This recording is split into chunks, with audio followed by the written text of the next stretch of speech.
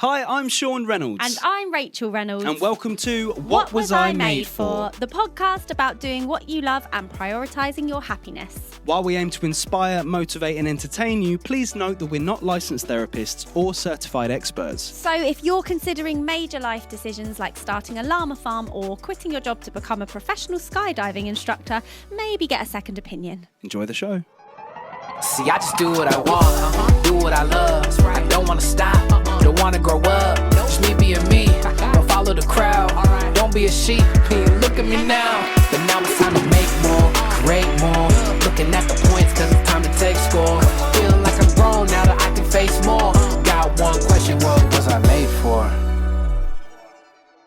Welcome back to the podcast, everybody. Today we have a very, very lovely guest on. No, it's not Nala or the back of her head. Who was it, Rach? Sophie Griffiths. Yes, very talented singer, songwriter, artist, Content creator, TikToker, all-round lovely person. Yeah, she is very funny. Yes. My cheeks hurt recording this one. Although she does touch a little bit on anxiety and how she copes with her worries and stresses. Yes, that could be very very beneficial. Insightful. Could be very beneficial to people listening to this great podcast. Tools for your toolbox. People. Absolutely. Get them in your toolbox and live your life, peeps. Yeah. So, enjoy the episode. Sophie Griffiths, here we go. So, Sophie. Hello. Welcome. Thanks for having me. I'm so excited. First things first, we like to get into what your drink of choice was. A Lipton's peach iced Well, tea. as we spoke about it just a minute ago, you said it was a difficult choice. Yeah, you were thinking about it for days. Yeah, I was. I really was. I was thinking to myself, this is actually quite serious because you're going to think a lot about me. Like, never met you. Let me try and think. No, to be fair, I love this. If I'm in like a petrol station and I'm on a long journey, it's the go-to. I do opt for a Lipton's peach iced tea. Do you like a Wagamama's and have you had their iced tea? Yes and yes. It's good, isn't it? What is it? Because that is the best one. I- It's not Lipton's, I've is seen it? them make it, it's just powdered iced tea. Yeah, it's what we like it like. Good. We're I like, need to know what brand. I know. We're like, this is the best thing I've ever had. It's so good. But as soon as I said you wanted iced tea, Rach was like, yeah, I love her. Oh, good. I'm glad. I'm glad it wasn't What like. were some other choices though? What did you go through? Well, I obviously thought you could be alcoholic. I thought, well, I'm driving, so Yeah, don't true, really yeah. want to get pulled Yeah, over. yeah. So I thought that's off the table. I was actually process of elimination rather than anything Okay. else. I also really like peppermint tea, but I thought, So do I. but I do love that. So it was either that or that. I think. Yeah. Fair Nice. enough. Yeah. It's great. Fair enough. Well, it's a Yeah. good one. Yeah, you Rach enjoy. approves. Thank you. What did you want to be when you were growing up? I think I was like a very normal kid in that I just went through about a million things. I think I did. I just went through so many things. At one point, I wanted to be a wedding dress maker because I was obsessed with Say Yes to the Dress. Like I watched Yeah, I it love every that. day after school, and I was like, I got my mum to buy me one of those sketchbooks. They were the worst drawings I've ever seen because I can't draw either. So I'm not sure where this Delulu idea came from, to be honest. But yeah, I went through that at one stage, and then I wanted to be a PE teacher because I grew up quite sporty. Like I still love sports. But yeah, I went through that. So like, yeah, I feel like music, I've always loved music, but it didn't ever feel like a career option for me. And I just feel like, so funny. I feel like a fake artist saying that because a lot of artists are like, I knew this is what I wanted to do from the age of the womb. And I'm like, I don't feel like I can say that honestly. Like it was a bit more of a process for me. Yeah. Because I was quite an anxious child. So Okay. like performing and like singing live was like my worst nightmare. And it was when I was like in my teens that I did my first performance, and then from then onwards where it was like became a thing that I did, if that makes sense. Yeah. In public. Yeah. I always did it like kind of behind closed doors, drove everybody else in my family mad before for everyone now. Before you went public. Yeah. What was that first performance you did? It was a school, it was kind of like, you know, those school concerts. Oh, yeah. It was like Oh, a yeah. spring concert and I rocked up. No, I was really nervous. Honestly, I was like non-stop practicing in the car.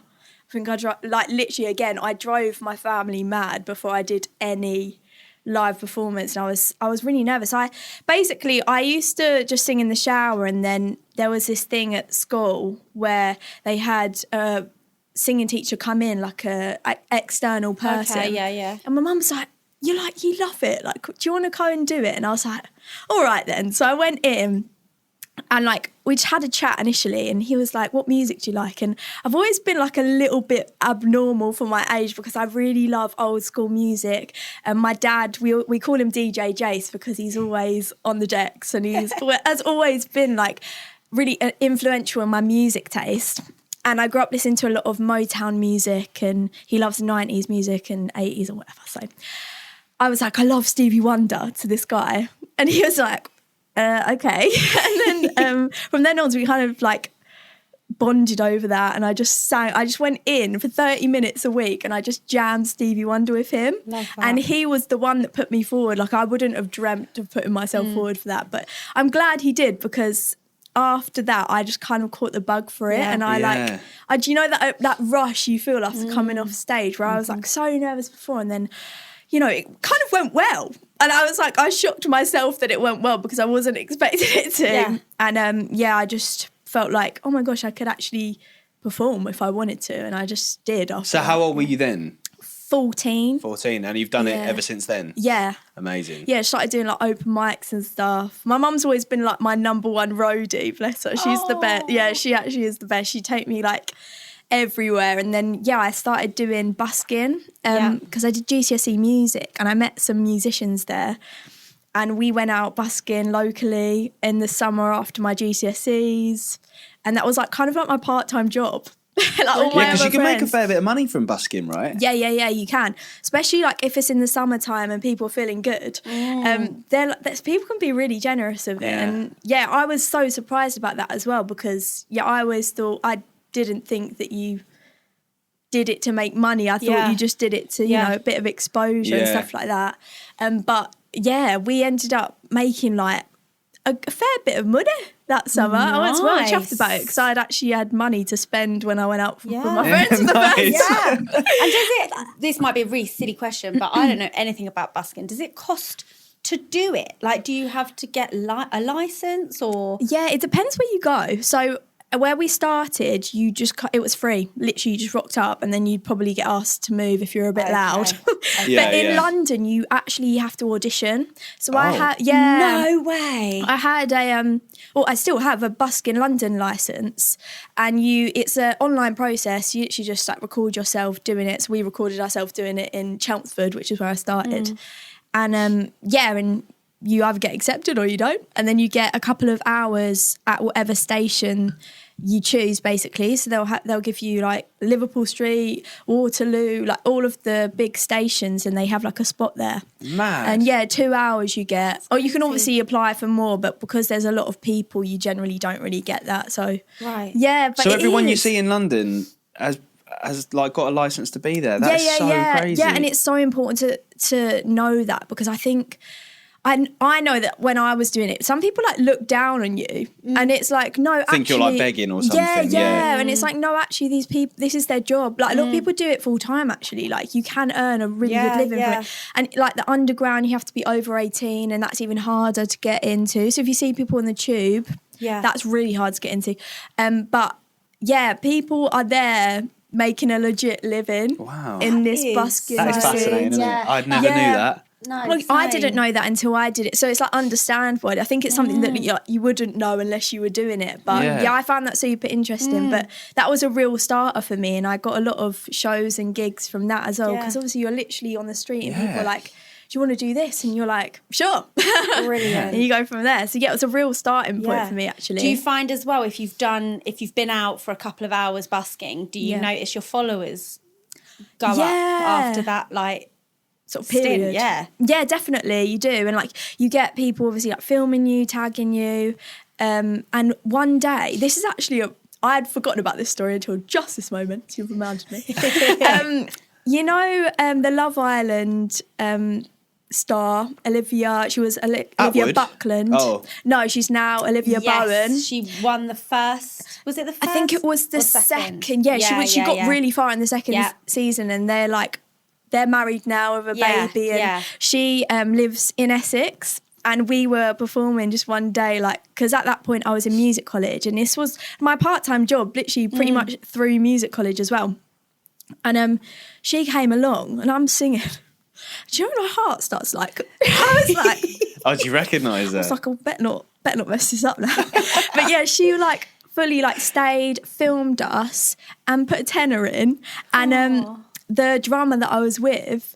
Performing, because it was it was like this makeshift drum kit with a cajon and like a snare and one crash, and then a guitarist, and the drummer ran after her and was like, "Oh, can you put us on your story, like tag us on your story?" After that day, our phone literally crashed. Like our phones literally crashed because we just had like a massive influx of So she did put you on the story. Yeah, she was so good. And she honestly like didn't have to do that. Obviously, brands literally now that I know that I work with brands as well, like brands literally pay her a pretty penny to do that. She like was sorry. That was such a nice thing for her to do. Sorry, I feel like I'm gonna do that a lot. Like she really didn't have to do that. She's such a lovely person. Yeah. So yeah, that was a really special moment. Amazing. Good. Madness. I was like, I rang my mum and I was like, she was at work. She was like, what?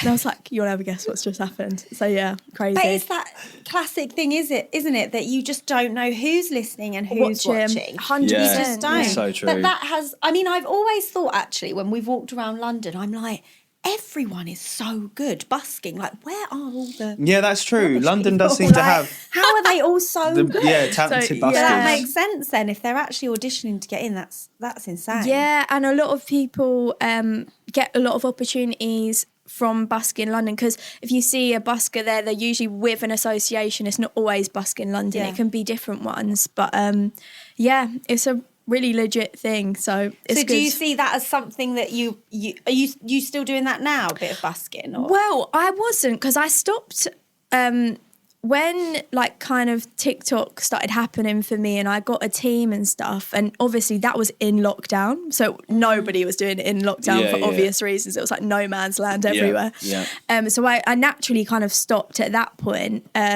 But I literally, end of last year, I was kind of doing like little pop-up bits and bobs just now and again. I did it like every couple of months, and I found it really fun. So I might start doing it because it was genuinely such a big part of my journey to begin with. And I obviously, the world kind of forced me to stop in a way, but I definitely...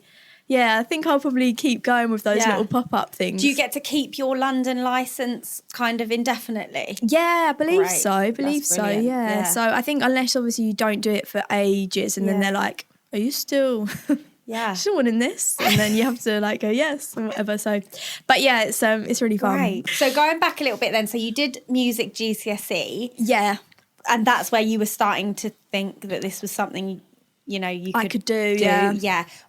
What happened after that? Did you train anywhere? Did you just go out on your own? Were you still kind of toying with like a more normal? I hate that. I do hate that, but it is the easy. Lack of a better word, isn't it? It is, for lack of a better term, normal job. Like what happened? Yeah, I hate that as well. But yeah, I really battled with myself actually, because obviously at 16 you have like quite a big choice to make in terms of like which way your life goes. And yeah, I did end up going to music college, and I went in London. It was called Access to Music, and it was the best thing I ever did. But before that, I had such a big period of like not knowing what to do, because I don't know, I wasn't naturally academic, but I'm not going to lie, I was a bit of a sweat at school, because I actually had to try hard in order to get good grades.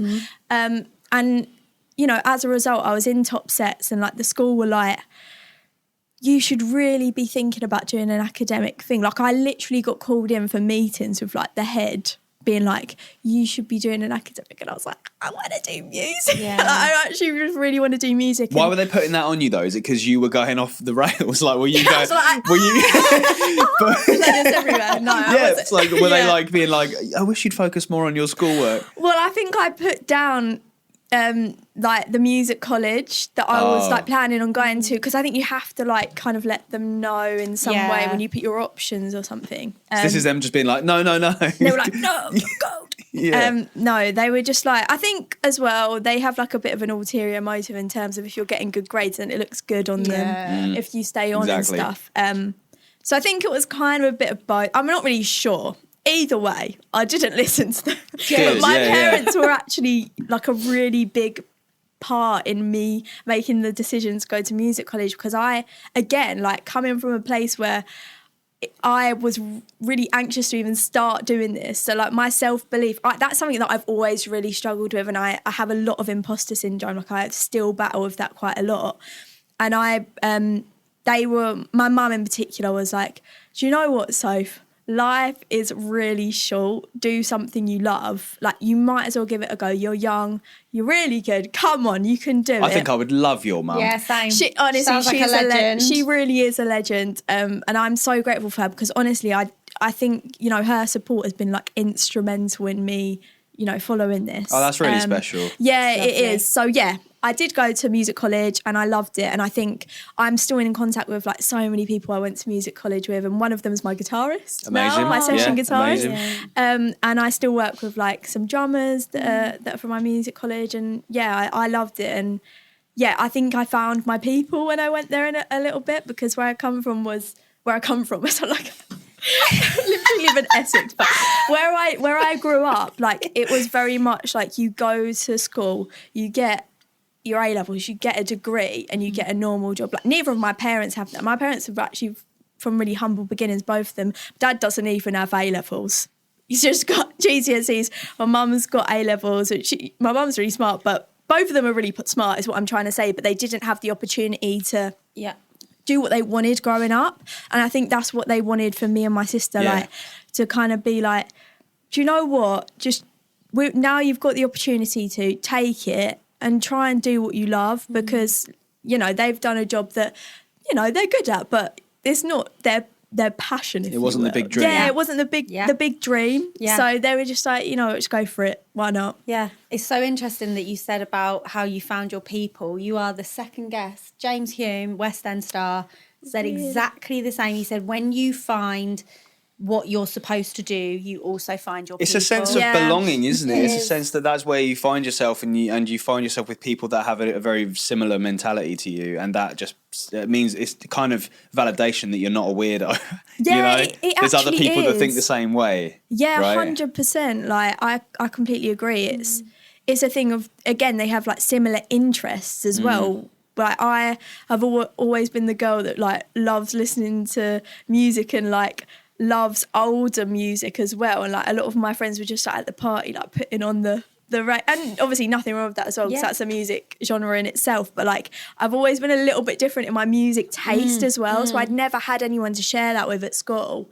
And again, like even people at school were like, if you get good grades, why aren't you going that way? Like, why? And I'm like, because I just want to try and do something that, you know, like I just want to do, because I think it was just so beyond anyone's like expectations and dreams kind of thing. I know it sounds really cringy, but it is like I don't think anyone dared to even think about it, and therefore I was really wobbling about it, but I'm glad I did. I think that's what a lot of even younger than yourself are going through now, is the struggle of what to actually decide, and if everyone else is just going to be like, what are you doing? Like, that's not possible. But I want to know what did push you over the edge to be like, no, I actually am going to give it everything? Was it just your parents? No, because I think that like deep down I really wanted to do it. Yeah. Like I obviously have always loved music, and I think the writing as well, because I discovered writing shortly after like live performance, and that was what really like that was what I really loved as well, which was slightly different as well. And I like, again, when I started writing, I was like, oh, okay, maybe there's something in this as well, like that I can write my own music, because growing up I learnt lots of instruments and I did the classical route, and I always I'd go in and I like wouldn't have practiced because I just wasn't interested in like learning what someone was telling me to. I would practice, like I would genuinely be on the piano, but I just wouldn't be doing the grade pieces I was supposed to be doing. I'd be like making something up and like that, and I'd go in and they'd be like, you practice? And I was like, I've played the piano, but I haven't been doing what you want me to do. Check this out. Yeah, I was like, check this out. And they were like, Oh my God. And then failed. Yeah, that's an F. Bye. Sorry, I don't know if I've answered the question. I can't remember. No, I get it. No, so basically it was kind of like your parents did help get you to that point, but also you kept finding things about it that you loved. That I loved, which kind of spurred you on even more. 100%. And I think that once you find your groove with music, and I was just doing it every day, like in between my exams as well, it would be like my 10 minutes of relaxation. So I'd do like 20 minutes of revision, 10 minutes of singing whatever I wanted to sing, and it would always been like my therapy. And so like if there was a chance that the thing that would relax me I could do every day, then like that's kind of the dream. Like I never loved doing anything exam-y. Like I never did, and I'd always been quite creative, and like English I had always done all right in, and because of that I think, so obviously there's correlations between the two. But yeah, I don't know, I think it was just a combination. I don't think there was one particular thing. I think it was a combination of like, okay, I might be able to do this, and when there was an opportunity to do something academic that would progress me in it, a music college that I wasn't aware of either. Like I only started looking at that when like an ad came on my social media, and I was like, oh my God, like you can go and study this as well. Like, and then I started looking into that and auditioned, and that was that. So So that particular music college, is it? I don't know much about that one. So is it for mainly singers? Is it musicians? Is it writers? Is it a bit of everything? So it's actually a creative college. So you can do like, obviously alongside the music stuff, like a lot of people do like graphic design and gaming and stuff like that. So there was it was just a creative hub basically. But on the music side, it was like a vocal artistry course, I think was my name. But there was also like music performers. So that was more for like people playing instruments and not that your voice is an instrument, because again, another little thing that we need to combat here. But it was like, do you get that a lot? I think. Well, I always think that like if you sing, people don't think of it as an instrument, but it is an instrument in itself. Absolutely, But so I did the vocal artistry course, and it was basically just progressing you as a vocalist and as a performer, and also touching into the artist side at one point. And then I went on to do a specific vocal artist development course that was in lockdown. But that was amazing. And then that was the thing that like I was doing alongside TikTok at that point. So TikTok. Well, no, we're not getting into TikTok yet. Oh, no. No, there's one more thing I want to dive into. Go on. And that is when you said when you were really little, you were quite an anxious child, right? Yes. Because I know there's probably a lot of anxious kids out there. Yeah. Especially after lockdown and stuff. How did you personally, like, because you're a performer now, right? Yeah. You're on stage all the time. You got over it, or maybe you still haven't fully got over it, but you got over it enough to sort of break down those barriers. Yeah. You know, how did you manage that? Yeah, that's a really good question. I mean, I think therapy helped. Right, yeah, good, yeah.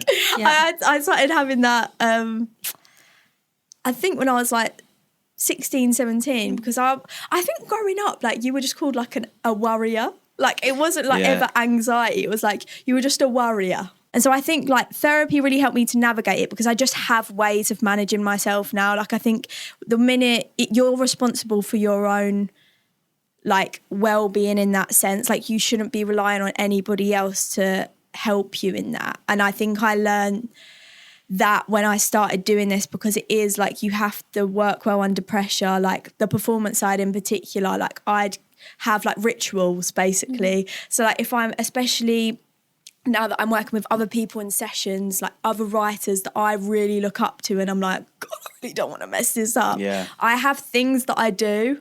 I think it's just important to find the things that calm you down and then do them before you do something that scares you. Yeah. Because I have this thing where I like will never not do something that makes me anxious or scares me, because that's the minute that I failed in my head. Because I just will never allow it to not let me do something. To like hold you back. Yeah, because I just think that it did when I was younger, and I just don't want it to ever do that for me now. So I always have a vow to myself that I do one thing that scares me every year. So I did like a skydive. Oh, but I did it. So I do I was something going to say, like where'd that. you go from skydiving? I know, legit. I feel like You literally gone for the top. I started a bit high there, actually, but I'm not really sure I'm going from that. I still have to think about this year's one. Okay. But yeah, so I think I do stuff that pushes me out of my comfort zone, so I can be quite a comfort Yeah. person. I have routines. I think a lot of people probably are. Yeah. That's where. I actually think that saying that you want to do something big and scary every year to challenge yourself, I love that. That is such Yeah. a great thing for people to do, though. I think I'm just a bit mental. I don't really know. I just think I'm a bit. Yeah, I don't know. I think you have to be a little bit to be in this industry. You have to be a little bit crazy. Maybe. But yeah, so I think I do stuff before. So I have like rituals before. Do like morning pages, which is like where you write your subconscious thoughts. Oh. I do that before writing, and then You do that every morning. On a think writing day, maybe. I do it on a writing day, Okay. yeah, because it's quite a lot of dedication. Yeah. I mean, I do journaling as well after every day, and then I do like have this thing called worry time, because if I'm like worrying a lot, like my whole day is waste of energy, waste of time. So I've set myself 10 minutes of worrying. And then I solve the problem. Brilliant. So you're like a Genius. genius. Have you learned all this stuff from this therapy? is called CBT. This is called cognitive brain therapy. So guys. these are tools that your therapist has given Yeah, you? basically, Right. yeah, But yeah. they obviously, That's they clearly What an work well for you. amazing Yeah, they do. tool. Yeah, because I find that like if I just talk to people and I can make myself go in more loops. So we've got one loop going on that I'm worrying about, and then now I'm talking about, I'm thinking about all these other things now. Yeah. So if I have something, I like it where someone can give me something to solve the problem rather than to delve deeper into my Yeah. spiraling that's already kind of irrational. So you prefer the CBT side of therapy Yeah. than like the let's talk unravel the through it. roots of this. Yeah, 100%. Because I don't think that a lot of the stuff that I worry about, I don't think there's a root to. I think Yeah. it's just like The way you my were made. brain's wired in a way that I'm like high functioning, so I will like hyper fixate on things. And I think that, yeah, I basically just have time in the day where I'm just like, well, I was worrying about that earlier, so how can we solve that problem? And if I can, and then if not, I just have to let it go, kind of thing, because otherwise it just will ruin your life and it will take over. And I just have to, I think it's just managing yourself, and it's finding the things that you, that's right for you. I'm a big believer in that because, I think one really good example is like sport isn't right for my sister. She prefers going to the gym, but that's my Right. form of exercise. Yeah. And like I love yoga as well, but like so like my dad likes getting on a bike and I like do it. Do you know what I mean? So it's like just finding your thing, I think, is really important. What And works for one person doesn't necessarily work for you. it's not one size fits all. And I think in a world that promotes one size fits all, you should try and find your thing because it's really important. Well, already there's stuff in there that I'm constantly trying to Rachel's find. like, I'm going to start journaling. Yeah, I need to journal. I'm That's gonna it. 10 skydive minutes next of, week. 10 minutes of worry, book my skydive. Listen, we'll be on like the mushrooms next. We'll be on our like creative journey to get. No, I'm joking. I don't do that. That would take me to. We'll have to go to the commune. Just hand over all our belongings. Right, this is it. No, I've discovered in life with like not everyone is in touch with the way that they're feeling, and like the emotional intelligence side of being a creative is like actually a unique skill. Like that I didn't realise that until like I've now been living in life as well. And I think that when my sister is like, I don't know, she said this thing to me the other day, and it's like, if you're in touch with your emotions and the emotional intelligence has grown, you're kind of like a wizard, and the other people are muggles. And I really liked it. No, not this exact. I had another chat so I was out with James, the guy from the West End. Yes. I was out for his birthday the other night, and they're all just like West End people. Yeah. And they all called their jobs like magic folk jobs. Yes. And their other halves, they were all called the Muggles. I love it. It's become like a common thing, I think. Yeah, I love it. Brilliant. That if you are like. So maybe that's how we creative change it. We don't call them normal jobs. We'll call them Muggle jobs. Muggle jobs. Muggle jobs. I Is like that it. offensive? It might be. Only if you're. I mean, Might be offensive. I don't know, but I think that just being that in general can be a superpower. Yeah. Is what I'm saying. Absolutely, It's yeah. a magic power. You're Harry Potter, basically. Yeah. Basically. Love that. So just embrace that wizardry. Yeah. Otherwise, you might start putting cake over people's head and stuff in like the first one. You know what I mean? When he didn't realise he was a wizard. Oh yeah. Oh, I was Sorry, like, I'm going where are we? What are we referencing? Where are we going now? Where are we going? No, I mean, Harry Potter fans will That understand was that. Sophie yeah. Griffiths directly referencing the first Harry Potter film. Yes. Right? Yeah, Great. no, Yes, I'm, Was I it am even the with first? you now. Was it even the Yeah, first it's one? the first one because he's in Under the Stairs, isn't he? Yeah. Yeah. Yeah. Banging series. Wow, what a tangent. Amazing. Sorry, guys. Yeah, full of I love these. it. We digress. I love a tangent. Okay. So you're a very enjoyable guest. Yeah, I'm loving you are. this. It's so much Sorry, I fun. just feel like this is just a chaotic fever dream full of my thoughts. And It is brilliant. Apologies It's so in good. It's so good. So yeah, now I've kind of sent you back from but you can now continue Yeah, on. I what was you're just wanting about to say though, have many of your fans been able to meet you? Like, have you met a lot of them in person for a long enough time to have these conversations? well, like these kind of conversations. Like, as in, It's a bit deep, isn't it, to be like, no, not the anxiety. So if you can have an autograph, let me first talk to you about therapy. Listen. Yeah, I feel like that's a bit intense. I for a mean, Have you tried family. CBT? Yeah. Let's talk about CBT Guys, first. have you tried? Literally, not even in your tie-dye. autograph, just write down your therapist's number. Don't worry about me. Don't worry about that. All right. Yeah. No, I feel like I didn't explain I'm that very not well. qualified, by the way, to be giving this information either, no, so don't no. take this. No, I meant, do you think they, like, because they're obviously going to listen to this because they're huge fans of yours, will they be like, that's our Soph? Like, does this come across, do you think, like, you're... Oh, I see what you're saying. Yeah, I see what you mean. I think it's difficult to on social media because Yeah. you're literally seeing a very small snippet of someone's life. And I'm very honest about it. So if they listen to like other, like, I don't know, interviews and stuff like that, maybe. But they this might be new to them. If so, I'm so welcome excited to for the them. chaos. What is it that you do now? Tell us a little bit about that. Yeah, so I'm an artist and songwriter, basically, but aided very much from social media. It's really, really helped me get my foot in the door. Otherwise, would have been like it's really hard to get your foot in this Absolutely, industry. yeah. And I mean, TikTok was a big part in that. Really. Tell us about how that, so it was in lockdown, right? Yeah. When TikTok started to become a thing. Yes. Was it an accident or was it like a really thought through thing of actually that's how I'm going to do it? A bit of both, I think, Yeah. because I think everybody was like having loads of fun with the app because I think it is really unique in that, you literally are scrolling and you could land on anyone's phone basically. And I think that I was like having fun with my sister at home and we all had nothing to do. But equally, I was like, oh my gosh, this is such a big opportunity for independent artists in a way that I don't think there has been in the time that I've been doing music, basically. And I was like, let me just get on this and have fun with it, try some things that people like. And the one thing that landed, I just carried on with, basically. Yeah, yeah. And What then- was that? What was the thing that went... Yeah, what's the first video that blew up? I don't know if I want to dredge it up because it's...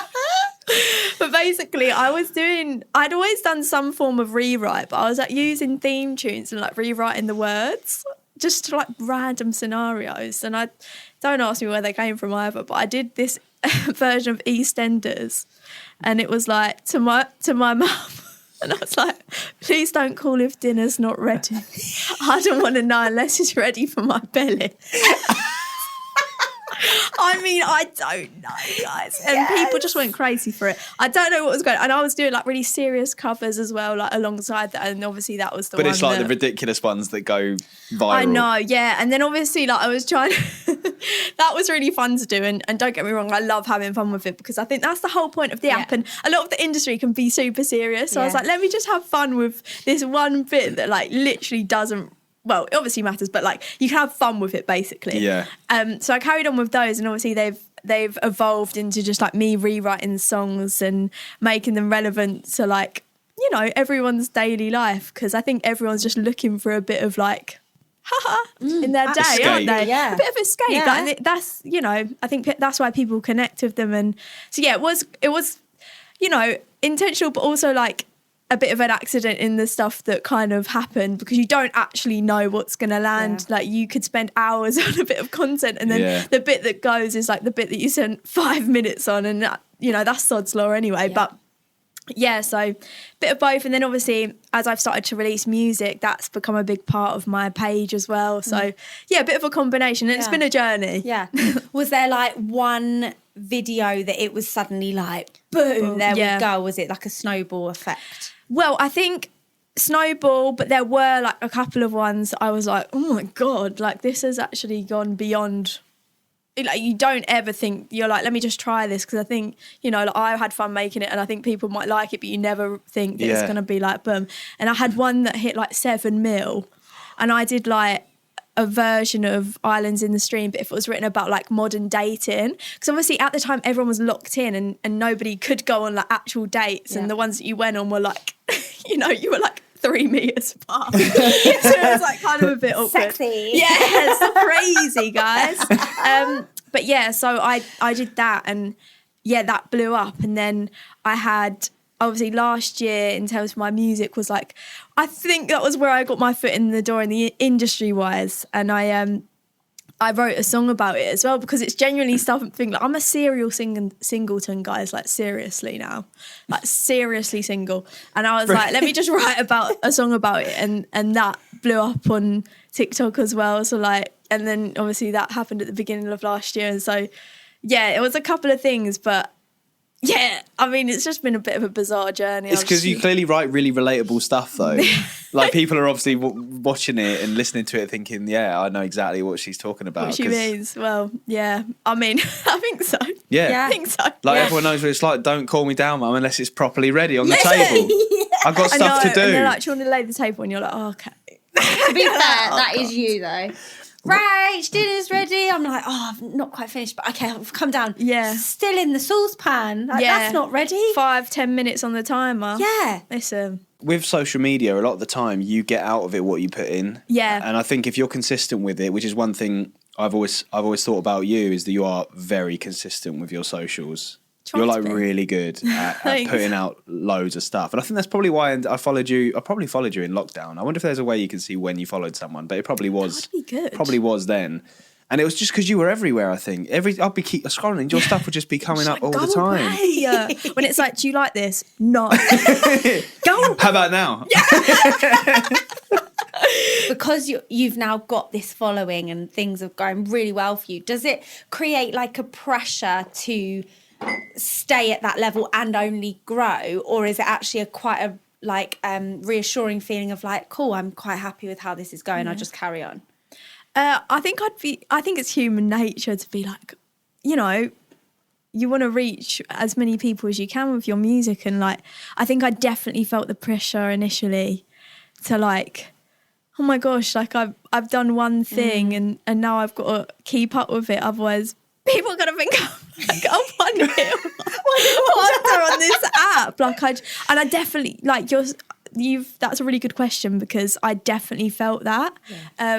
And I think, but yeah, you do kind of just have to be like, it is literally just a video though, like calm down, babe. But like, yeah, you do definitely like want to keep it up, and it's great having people liking what you're doing, and you obviously want that to continue, and for, because I've had so many cool opportunities as well, like, and I'm so grateful, like been in surreal situations where like that's where the imposter syndrome creeps in, and you're like, oh my gosh, why am I here, like of all the people? And yeah, it definitely has happened before. Tell us about some of those moments, like what opportunities have come up where you have like felt like that. Yeah, felt like that. TikTok did this event in King's Cross, and it was like, it was called the STEM Drop event, and it was basically full of music creators and artists who had been given the stems to this song, and they'd made their own version of it basically, and they'd written their own song. And I got invited to like the event for that, and there was just like, I walked in the room and there was just like, for one, this is a terrible thing. I had a wardrobe malfunction on the train. No. So like, it was a cold winter's day, and I was wearing tights, and I was like, God, it feels a bit breezy under my skirt. I fell.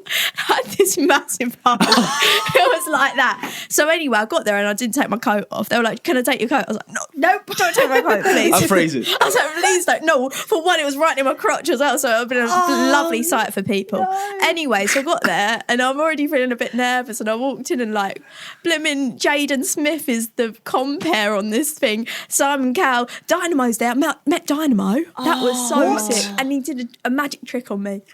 And it was so cool. But yeah, in those rooms, I was like, oh, God, I better not, you know. And you're just thinking about the hole in your tights. What a day to get a hole in your tights. What a day to get a hole in your tights. And it was, it started snowing, and I'd worn these like heeled boots, knee-high boots. I love a knee-high boot. And I was like skidding across bloody King's Cross like this, trying to get to this event. It was really fun though. They did like this live, it was on TikTok live, the whole event, because people were performing their versions of it. And I like stood, and this was completely unintentional as well, but I stood in the background with like right behind Jaden Smith, so the cameras are on me, and I was like this. Don't do something weird. Don't do something weird. What would you say is the ultimate opportunity so far that you feel you've been offered because of your TikTok career? Oh God, that's a really good question. I mean, some like, again, the TikTok sounded like my mum then. The TikTok has really opened. No, I'm joking.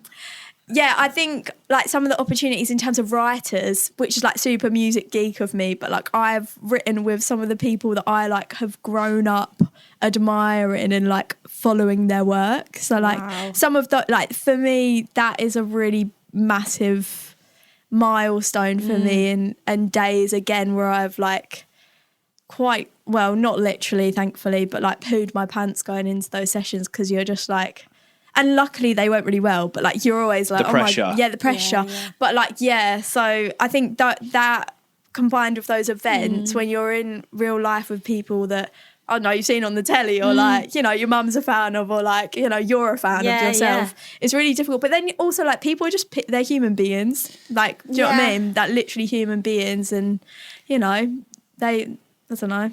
I was going to say something disgusting, then I was going to say their poo smells. It's true. It's true. Sorry, we're talking about poo a lot now. So let's stop that right now.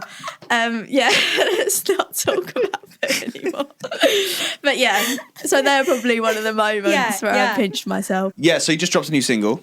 Yes. Yeah. I did. How's it going? It's going well. Honestly, like this song is probably the most like vulnerable. Like I do a lot of fun stuff online, and that translates into my original music as well. Like, but this is, you know, a bit more of like a serious side, and like quite a vulnerable song, which is like created a really lovely reaction where people are like, this song has helped me so much, and like, thank you so much for releasing it. And I'm like, well, thank you for listening to it first of all. But yeah, so it's been a really lovely release experience. Have you got a different reaction from fans? So are they, because obviously if you're used to releasing the fun stuff, this might be a bit of a curveball to throw at them. 100%. Are they like, oh wow, this is actually amazing?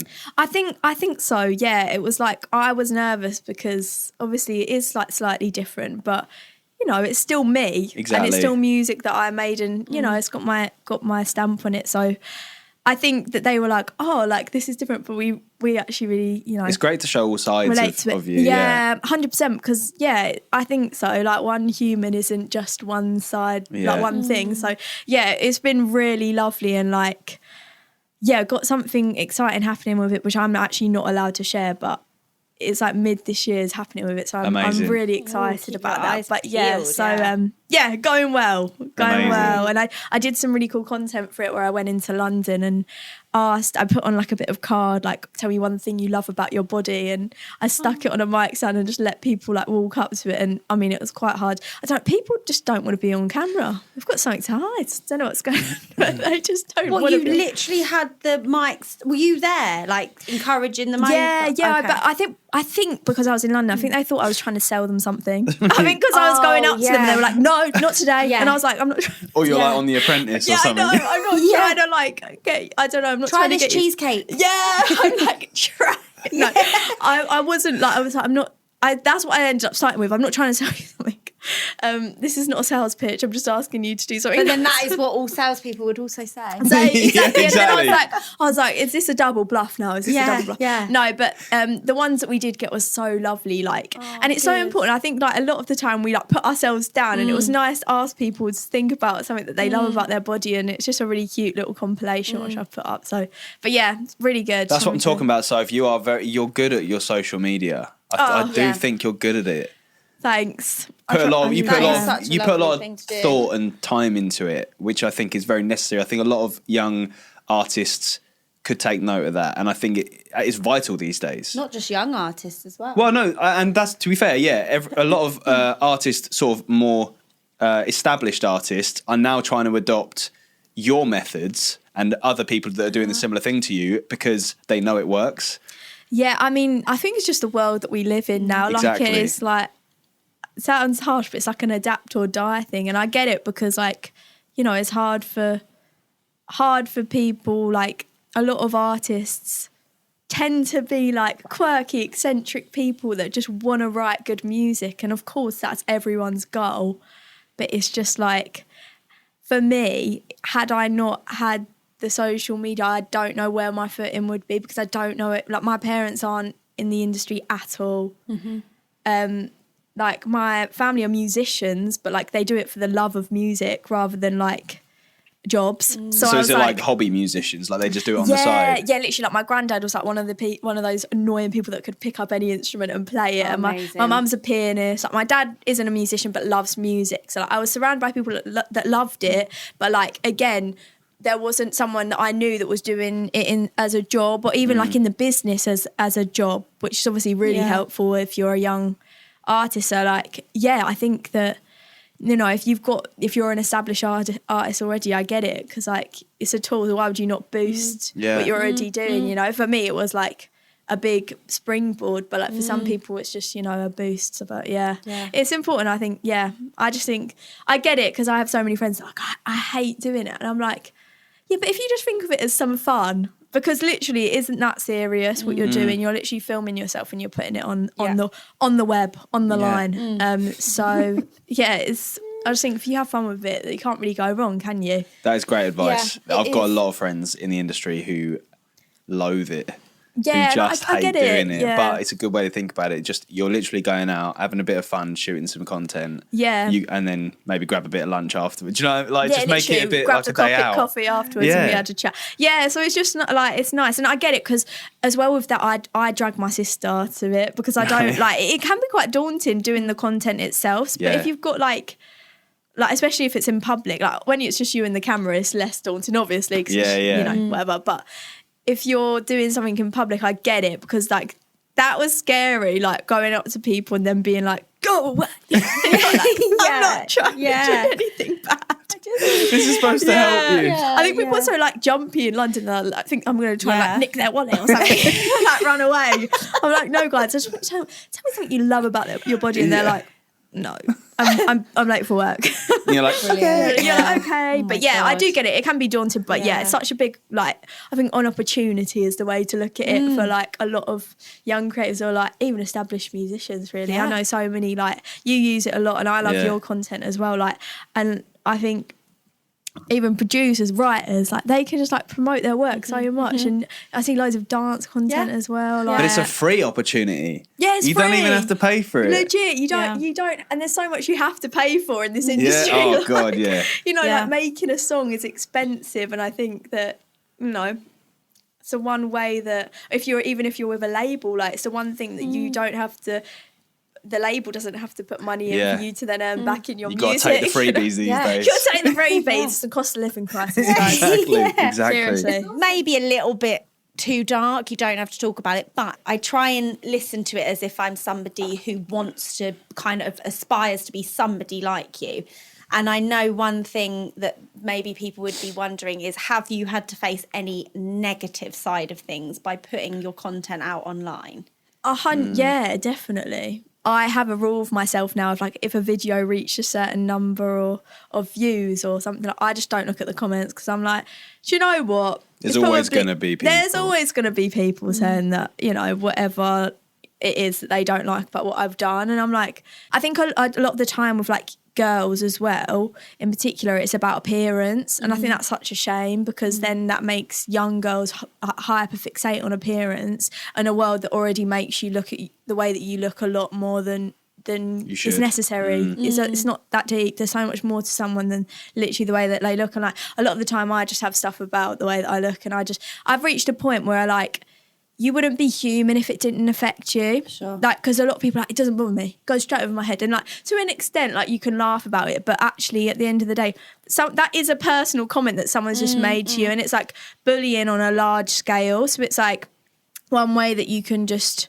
don't look it. Yeah. Like, do you know what I mean? And my mum really struggles as well, because I'm her baby, and like, you know, I think it's hard for parents to watch. She's like, I'm going to comment back. And I'm like, don't, because like, that's literally what they want. Like, there was literally a troll called on my account. Like, yeah, it was quite funny. Sorry, I don't know if you're allowed to say that. Yeah. It's called Bleepinator. I'll bleep the name out, Bleepinator. They said something horrible, and my mum was like, I'm going to reply. And I'm like, Mum, look at their handle. Like, do you really want to They're trolling. They're trolling. They're just literally like, they haven't even put, it's like an avatar of themselves that they don't want to be seen. So they just want attention. Like, you don't. And they do it to vent, don't they? They've obviously got some stuff going on. So they vent online and just tear people down. 100%. And like, I mean, you have that. And then also on the industry side of like, you making music, you have loads of opinions anyway of like, you've made something and then it has to go through like someone to say that you can release it as well. Like sometimes, and it's, I mean, there's just so many opinions, and I'm just like, it can make it hard to trust your own at times, like, because you're like, you're the creative at the end of the day, but you've got other people saying that might not be their cup of tea, but actually, you're not going to be everyone's cup of tea anyway, so you might as well do what you want, if you can. Do you know what I mean? Great advice. You might as well just do what feels good and keep those fingers and toes crossed, because that's what I'm doing. Do you know what I mean? It's great. I mean, it's so simple, isn't it? Don't look at them. But it's hard. It is. And like, you went through it at the beginning of your YouTube career all those years ago when... Cheers. Yeah, but it's true. Back in I think we had a coal-fired computer back then. We just kept putting coal in it. Fire it up, mate. But yeah, it's true. I think my dad similarly wanted to reply. He wanted to start replying to them and giving them hell, but it doesn't do anything, because they will fight you to the end of the earth. They will, but they want that, don't they? It's good engagement at the end of the day. It is, but just my dad and these just going back and forth. Probably like a 12-year-old, like. Yeah, my watch time's gone through the roof. Yeah, it's just crazy numbers now. It's I think, I don't know. There's not much to say about it, because like, what can you do? Yeah, like, you can't you're do anything. putting yourself out there, and I know that, you know, in an ideal world, everyone would be really nice and they would keep their negative thoughts themselves, but they don't. Yeah. So it just is what it is, and you just kind of have to roll with it a little bit. It's the world we live in. Yeah, you're so right. Yeah. You are so right. It be what it be. Yeah. And that's it. If there was someone listening, not just about the social media side of things, but if there was someone listening who wants to kind of do what you're doing, what advice would you give them on how to get started? I think just doing it, because I think a lot of people think a lot of, like, now, like, they think about doing stuff a lot. It's like, just sometimes you just have to take the step and do it. And that is literally the first, it sounds simple, but that is the first step. Just go for it. Feels like a big one though, doesn't it? Yeah, it does. And it is scary a lot of the time, because you're putting yourself out there and it's a vulnerable position to be in. But ultimately, I watched a video the other day and it really put things in perspective for me for that day, because I was like having one of those days where I was like, everything is going wrong. And I watched this video and it was like, literally in 2 generations' time, no one is going to remember you, right? Literally no one. Like, could you tell me like your great, like, do you know what I mean? Grandma or granddad's name? And the answer's probably no, right? So like, you might as well in your lifetime just do what you want to do, because like ultimately that's all time is of the essence. We don't have a lot of it. You might as well just use the time that you have to do something that you like doing. If you have I understand that not everyone has the opportunity, but find a way. There's always a way. Like I literally, my first studio equipment, and I still use some of it today, I won in a competition that I entered because I was saving up. It would have taken me ages to save up. I entered a competition and luckily ended up winning it. So like find a way. Where there's a will, there's a way. Just find a way. Put your foot in the door and wedge it open, because you've got to do that sometimes. It's hard. Just go for it though. There you go, guys. That was, what a nugget. Is that what you call it? Cut everything else and just sound like that. And today's episode is Sophie Griffiths' 2 minute episode of her ranting. Some of it may be plagiarised from that guy's video. Hey, I just really enjoyed it, and I thought, but I let me reckon just he plagiarised it regurgitate. from somewhere else. Yeah. Let me just regurgitate it. Yeah, exactly. Some of it's my own, obviously. Yeah. No, that is amazing advice and very inspiring. Oh, thanks, guys. Well, I'm glad I could be. I mean, I don't think I'm in a position to give a lot of this, but if it can help, there you go, guys. There you are. Enjoy it. We have one more question. Okay. What were you made for? It's a biggie. Cheese and biscuits. I mean, it's a good question that Billie Eilish asked in a song because no one knows how to answer it. No, okay. Here's an answer for you. My granddad had this motto in his life that if he made one person smile every day, he'd done his job. And I am trying to live on with that. So if I can make someone smile every day, one time, that's my job done. Okay. That's a lovely answer. Okay. Is that all right? Okay, deal with it. Sorry, I don't know where the Good enough for you two. All right, let me go home. Have it. All right, Take stop it. asking me. Get off my back, all right? Sorry, guys. Anyway, No, that's a my lovely answer. Yeah, no, I loved it. He told me that when I was younger, and it's always stayed with me. And I think it's So you're flying the important. flag now, yeah. Flying the flag, basically taking the torch. Soph, where can people follow you, hear your music, all the good stuff? All that shebang. I am on all social medias. You can listen to my music under Sophie Griffiths on any streaming platform. Social media wise, I'm at Sophie Griffiths Singer on Instagram and Facebook, if that's what tickles your pickle. Or at Sophie G Singer on TikTok and Twitter, although I'm probably most active on Instagram and TikTok. Nice. All right. Okay, that is it, everyone. Period. Oh, we didn't even say the name of your new song. It's called Skin I'm In, everyone. Go and listen to that, please. Thank you. All right then. Oh, Sophie, thank you so much. It's been an absolute pleasure. It has been a pleasure. I've had a thoroughly enjoyable time. Yeah, I have. My having cheeks me. hurt. I keep saying it, but they do. Yeah. Oh God, just the bizarre stuff. I feel like you've got a lot to cut out. But no, thank you for having me. I've had such a lovely Oh, time. you're welcome. I've been You're so welcome. excited. As I said, I've been listening to the pod, so I'm excited to be here. Oh, thank you. No, thank you so much. And yeah, everyone go and listen to Stream it now. Skin I'm In. Stream it now. Those are the rules. It is, yeah. Stream it now. Where do I look? Stream it now. Okay. Nice. There you go, everybody. Sophie Griffiths. So Yeah. funny. Very enjoyable. Absolutely loved that one. It felt like having a mate in here. I just think people are going to get a lot vibing. from it as well. I think that the people are going to take a lot from I that. hope so. I hope you all have taken something from it. A little nugget. And because Sophie's still at the beginning of her career as well, like she's got a long sort of journey ahead of her, and she already seems so. She's got so many tools to managing herself. She understands herself quite a lot, which is quite impressive. Yeah. So, everybody, don't forget, new episode of this every single Wednesday. I'm still looking over there. Every Wednesday. Yeah. What is that? Please remember to rate us 5 stars if you would be so kind. Also, do you know what would be really nice? Tell someone else about us who Tell your might friends. enjoy it. Tell some people that are maybe going through a career dilemma, someone who's thinking about possibly completely changing, or if they're young people, if they haven't even decided yet. I think these podcasts, I mean, it's the whole point, isn't it? It's the whole Or point of the parents podcast. who have children who are maybe exploring a creative career. Yeah, this anyone, might help. basically, anyone that could possibly benefit from these episodes. Yeah. Someone with a dog who listens to a podcast on a dog walk Someone with a cat who listens to the... while they're cleaning out the litter tray. Someone with a hamster. Who likes to watch them roll around in those little balls and needs something to listen to as they watch. I don't know. God's Right, thank you so much, guys, for listening to another episode of What Was I Made For? Bye. Bye-bye. I'm beautiful, the beautiful skin I'm in. Starting to say I wouldn't change anything. I'm still gonna fall, stumble, but I know good things, they don't come easy. Starting to say I wouldn't change anything about the skin I'm in. What Was I Made For is a Reynolds Studios production. About the skin I'm in.